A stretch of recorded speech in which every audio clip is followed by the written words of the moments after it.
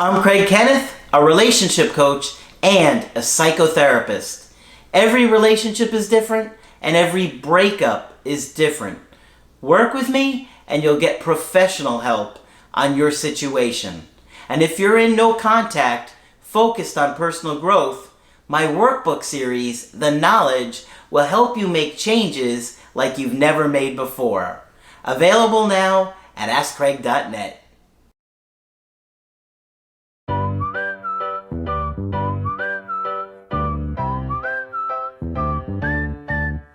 Hi there, I'm Coach Craig Kenneth. I'm Coach Margaret. And today we're going to be talking about self-love. Well, I think self-love is a concept that is being more readily discussed. And a lot of times people are wondering, well, what is self-love? Or do I love myself? Mm-hmm. Do I really like myself? Do I like who I am? I don't know if a lot of people even like who they are. Well, I've sometimes kind of taken surveys, and for periods of time I would ask everybody who came in to see me to say 3 nice things about themselves. Yeah. And it was extremely difficult. For many people. If I said, say 3 negative things about yourself, no problem. Yeah. No problem. I'm too fat, I'm too lazy, I'm this, I'm that, I'm the other thing. My father told me I'd never amount to anything, et cetera, et cetera. Yeah. We're really tough on ourselves. Yes, we are brutal on ourselves, yes. So where's this from, Margaret? What That's causes what we're going this? to talk about. And because you're going to hear from everybody, like it was just delivered by Moses or from Mount Olympus, you're going to hear, well, you have to love yourself before you can love anyone else. So love yourself. Well, what does that mean, and how do I do it? And can I just decide I love myself tomorrow? Mm-hmm. No, it's not that simple. In fact, it's not simple at all. Mm-hmm. So I'm going to do a few minutes frequently, if you don't mind, on self-love. Okay. Until we have a good sense of it. And I found an article by an old friend of ours, Lisa Firestone, who often talks about the inner critic. Okay? So I'm going to talk about how some of this negative stuff gets started in childhood.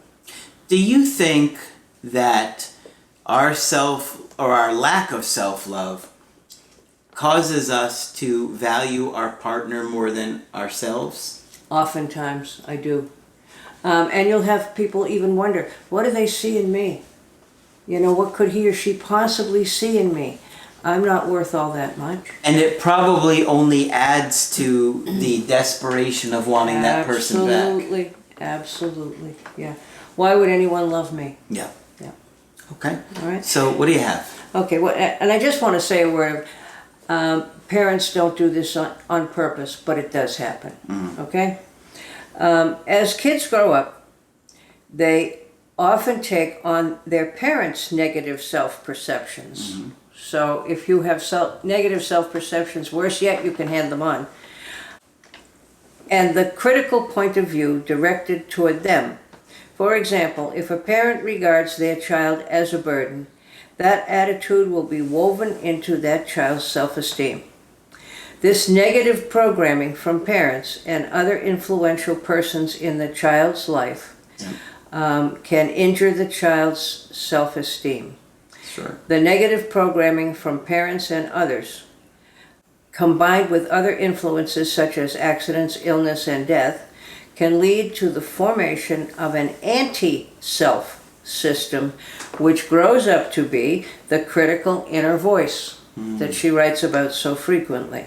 So our negative feelings about ourselves don't come out of the nowhere into the here, okay? Like I say, parents don't mean to do this, but half the time they have to correct us, tell us not to walk out in traffic, and all sorts of other things, all right? So it can end up that it feels to the child and so forth and so on, like they hear more negative stuff than they do positive. And I know sometimes you even hear that if you say too many good things to a child, they'll get a swelled head, was what I was always told when I was a kid. If you're too nice to your children and you encourage them and tell them their good points, they'll get a swelled head. That's meaning terrible. They'll think they're better than everybody else. Yeah. And sometimes people think the more you teach them to be critical of themselves, the better they'll do.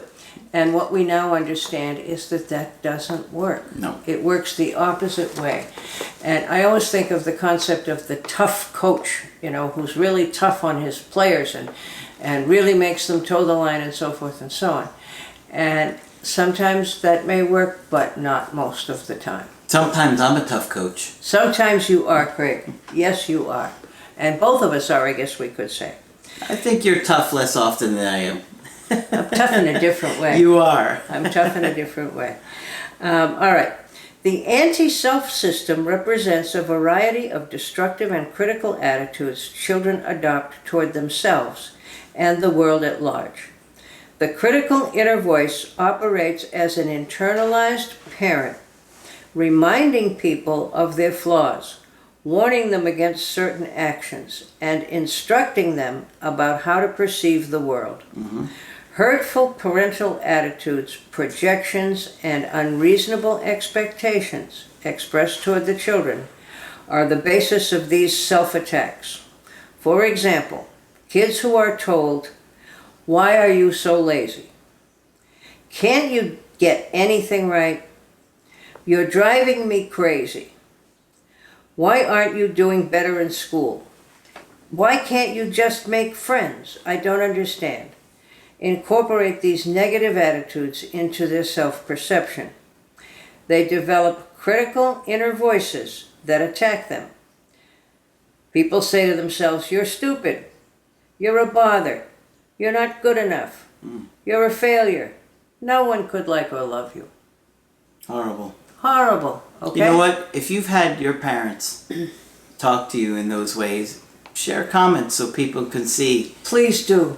Yes. That, they may say, "You know what? My mom or dad said those same things to me."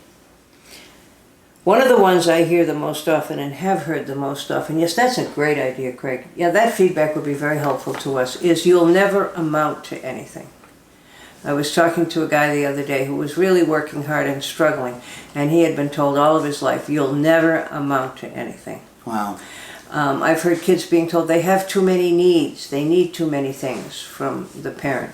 And I think they often end up to be avoidant because they just stop needing or counting on others. Okay? Horrible. Yeah. Perfection is impossible, but reflection helps us to do better as parents. When we do slip up, we can use our self-understanding to repair ruptures in our relationships with our children. Mm-hmm. We can apologize for our mistakes, empathize with their pain, and explain to them how we really feel. And I have to give my mother credit for that. She was able to do that. She could come to me and say, "I shouldn't have said that to you." Okay?